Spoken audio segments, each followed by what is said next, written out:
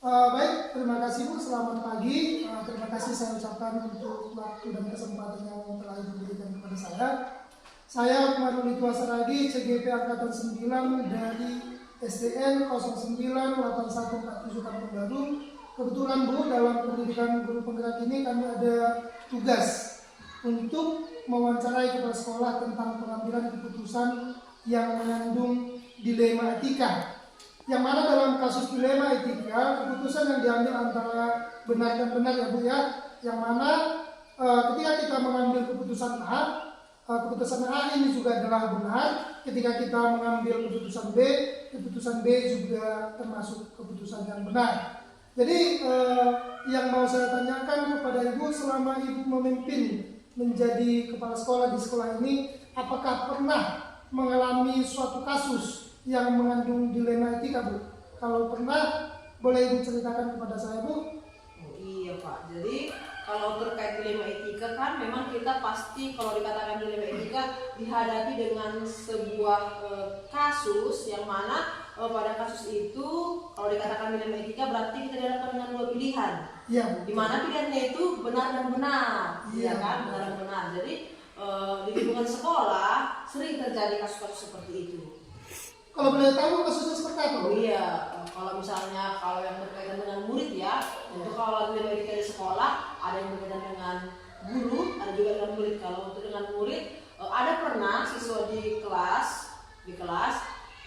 dia selama bersekolah di sini sering tidak hadir atau absen ya Pak ya. Absennya pun tanpa alasan, artinya tidak ada keterangan. Jadi setelah kami selidiki, kami mencari keadaan sebenarnya, rupanya si anak tersebut tinggal bersama dengan neneknya, sedangkan orang tuanya kerja di luar kota. Jadi mungkin pada diri si anak itu ada rasa tidak bersemangat berangkat ke sekolah.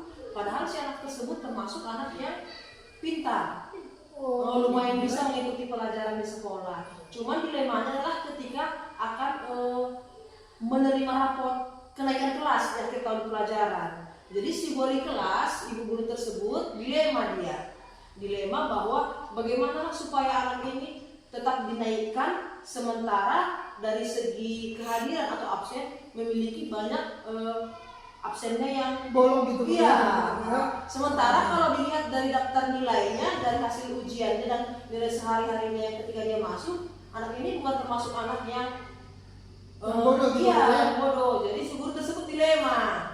Jadi guru tersebut berembuk dengan kami. Itulah contohnya. Oke, baik Bu. Ya.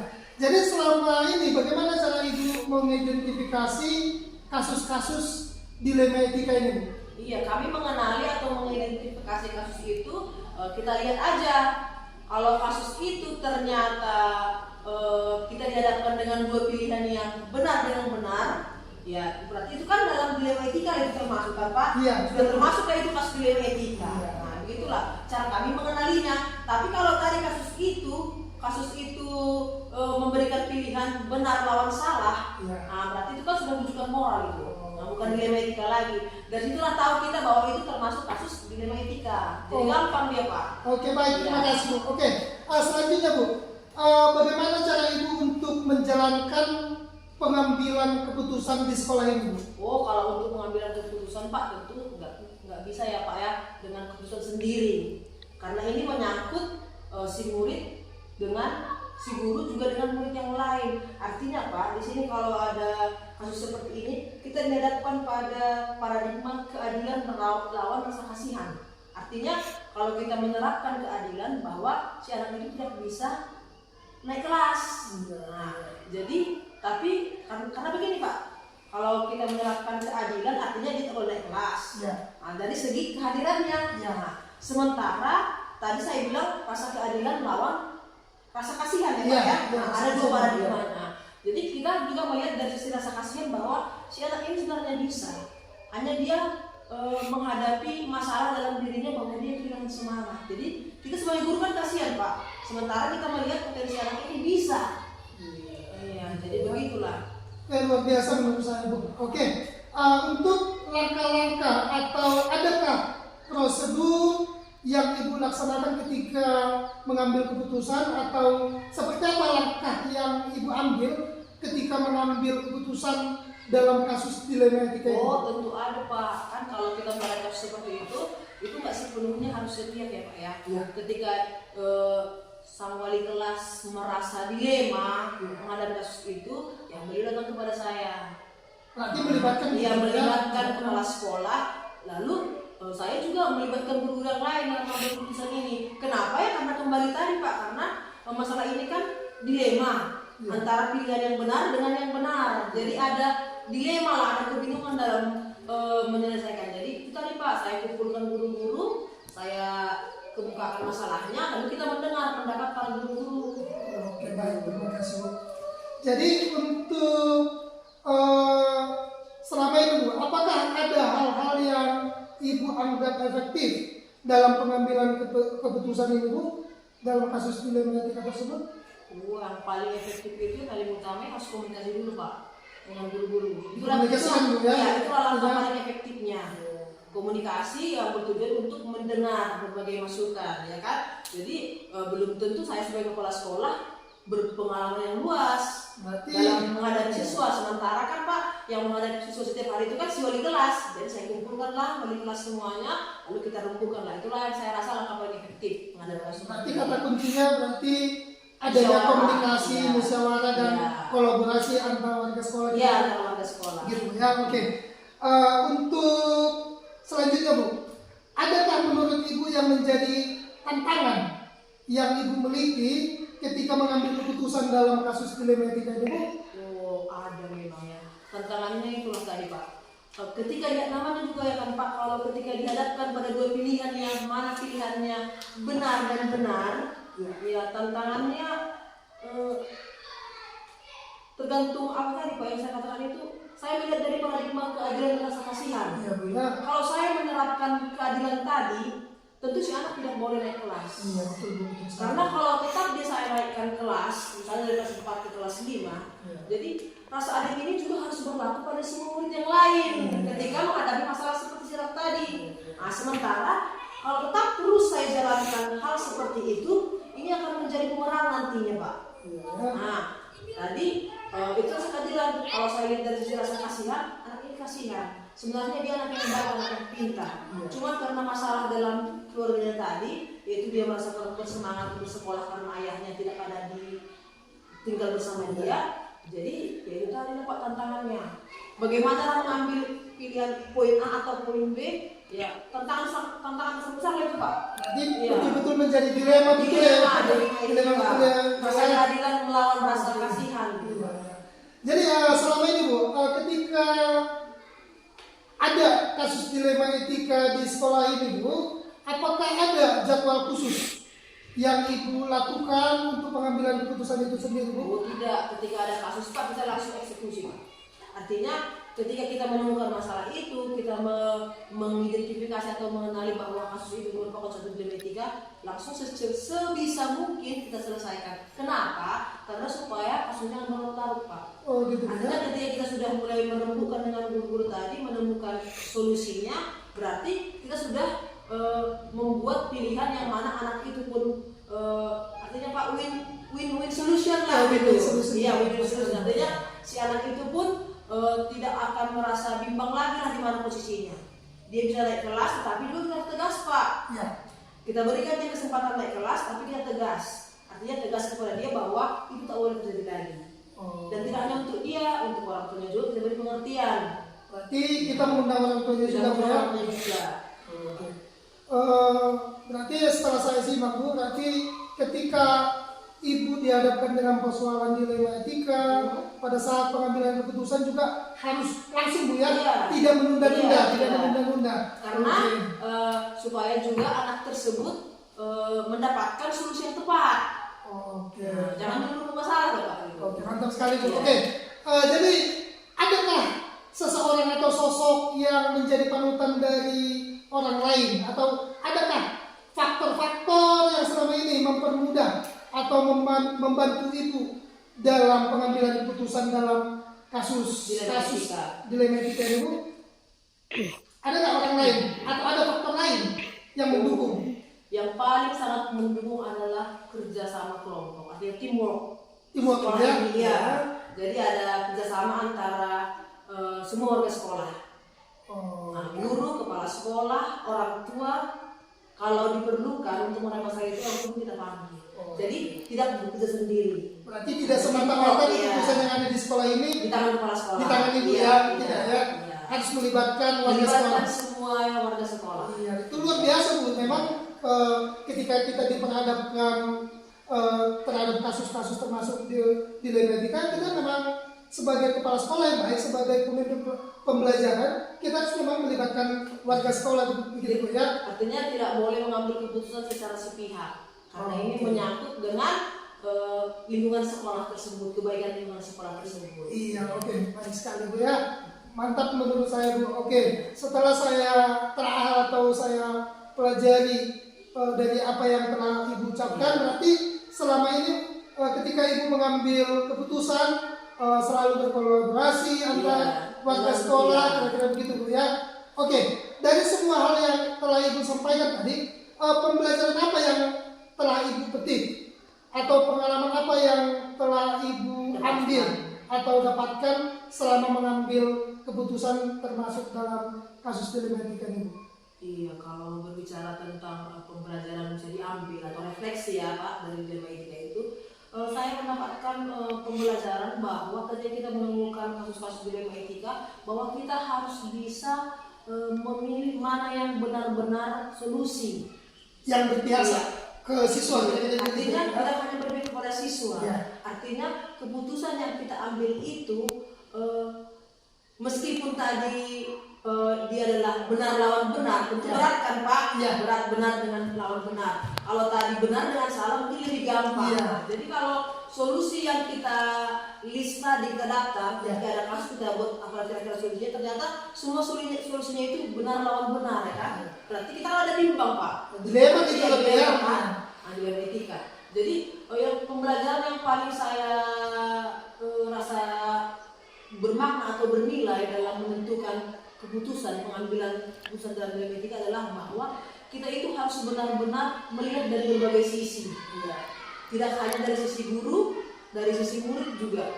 Artinya kita harus benar-benar harus mampu membuat keputusan yang bermanfaat untuk lingkungan sekolah itu. Oke, nah itu biasa Bu ya. Setelah kita melakukan perbincangan ini Bu, saya bisa mengetahui banyak hal atau bisa mengambil pembelajaran positif ya dari seorang kepala sekolah tentang pengambilan keputusan. Tidak mudah. Ternyata tidak mudah, dan terima kasih untuk masukan ataupun jawaban dari Ibu. Semoga ini menjadi masukan yang sangat berarti buat saya ketika menjadi pemimpin pembelajaran nantinya Bu. Terima kasih untuk waktunya. Oke, selamat siang Bu. Oke.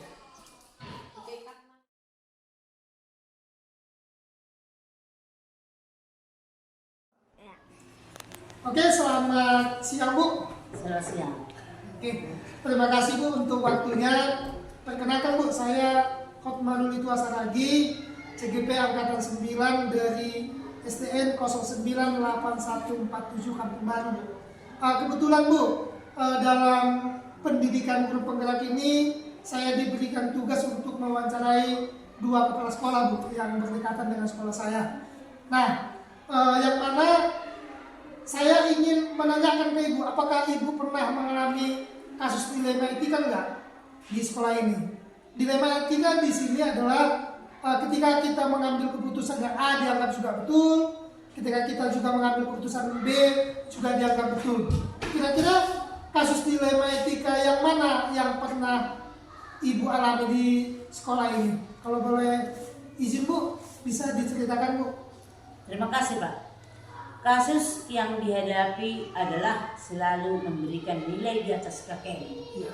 Walaupun nilai anak didik itu tidak mencapai KKM, kami tetap menaikkan nilai KKM agar siswa itu bisa naik kelas.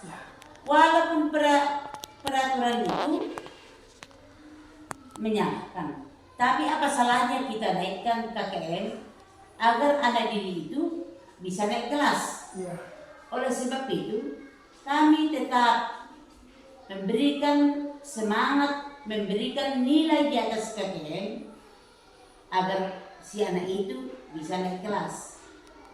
Oleh sebab itu, kami sangat bangga ataupun sangat senang walaupun nilai anak didik itu dinaikkan di atas KKM. Mungkin seandainya anak didik itu nanti mengetahui bahwa nilainya sebenarnya tidak mencapai KKM, ternyata nilainya di atas KKM, dia sangat berterima kasih kepada Sang Pencipta, bahkan kepada gurunya, karena dia tidak merasa minder dari temannya kalau dia tinggal kelas, tapi dia agak bangga. Di dalam kebanggaan itu nanti Pak, dia tambah semangat untuk belajar kembali agar untuk semester berikutnya ataupun di tingkat atasnya dia bisa tanpa dinaikkan KKM-nya bisa dia nilainya di atas KKM. Itulah dilema etika, supaya anak itu merasa bangga atas bantuan daripada gurunya. Terima kasih Pak. Oke, baik. Untuk selanjutnya Bu, bagaimana cara Ibu untuk mengidentifikasi kasus-kasus dilema etika Bu? Terima kasih Pak. Berdasarkan kasus tersebut adanya dilema etika, karena harus memutuskan di antara pilihan yang sama-sama memiliki alasan yang masuk akal. Artinya Pak, jika alasan untuk menaikkan nilai di atas KKM masuk akal dan dibenarkan, maka masuk ke dalam dilema etika. Sedangkan ketika alasannya tidak sesuai, masuk ke dalam bujukan moral. Oke, baik Bu. Kalau bisa saya simak berarti ketika kita mengambil pilihan antara benar dan benar termasuk ke dalam dilema etika, kira-kira begitu ya. Oke Bu, untuk selanjutnya Bu, bagaimana cara Ibu untuk menjalankan pengambilan keputusan yang ada di sekolah ini Bu? Terima kasih Pak. Selama ini dalam pengambilan keputusan tentu saya selalu bermusyawarah dengan semua guru yang ada di sekolah ini. Seandainya saya hanya membuat keputusan sendiri, tidak memungkinkan. Karena apa Pak? Karena guru-guru yang masuk ke dalam kelas. Makanya kami tetap membuat keputusan bersama, musyawarah bersama. Kalau sudah ada musyawarah bersama, berarti hasilnya itu pun pasti memuaskan dan tidak mendapat organ-organ dari orang lain. Terima kasih Pak. Oke, berarti intinya ketika Ibu mengambil keputusan di sekolah ini selalu mengadakan kolaborasi, kira-kira seperti itu Bu ya? Iya Pak. Luar biasa menurut saya Bu. Untuk langkah-langkahnya Bu atau prosedurnya, seperti apa yang Ibu lakukan dalam pengambilan keputusan selama ini Bu? Terima kasih Pak. Langkah atau prosedur yang biasa kami lakukan di sekolah ini Pak adalah mengajak guru-guru untuk berdiskusi melalui rapat internal. Oke, berarti ketika ada suatu masalah, ketika ada suatu kasus, terlebih dahulu dirapatkan ya Bu ya, di komunitas internal yang ada di sekolah ini. Oke, baik Bu.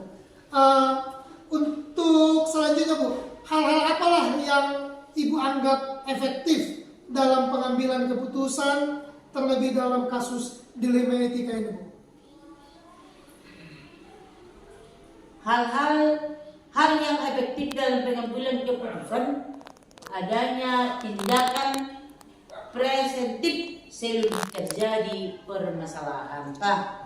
Berarti ada hal-hal pencegahan seperti itu Bu Iya. ya? Sebelum terjadi pencegahan. Iya, harus ada hal pencegahan sebelum terjadi permasalahan supaya jangan rumit untuk membuat suatu keputusan. Iya, oke Bu, oke.